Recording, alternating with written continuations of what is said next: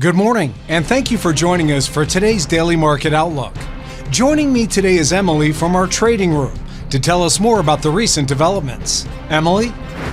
Oil prices settled more than 2% lower to end last week as traders grew less fearful of prolonged supply disruptions from a hurricane in the US Gulf of Mexico, while China's latest economic stimulus packages failed to impress some oil traders. Gold prices dropped to end last week, logging their steepest weekly decline in over 5 months, pressured by a stronger dollar and as markets absorbed the implications of Donald Trump's victory and its potential impact on US interest rate expectations. More than a quarter of US Gulf of Mexico oil and 16% of natural gas output remained offline in the aftermath of Storm Rafael, the US offshore energy regulator reported. Production losses due to Rafael shut-ins to date have totaled 2.07 million barrels of oil and 1.12 billion cubic feet of natural gas.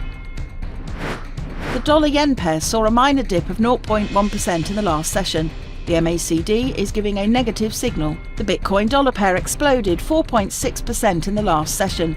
The ROC is giving a positive signal. The Aussie-dollar pair fell 1.3% following a 1.7% intra-session dip.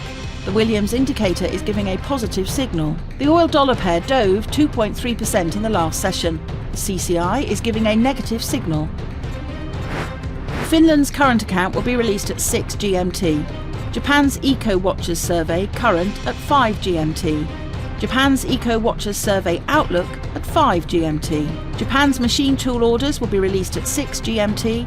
Japan's money supply M2 plus CD at 23.50 GMT. New Zealand's electronic card retail sales at 21.45 GMT.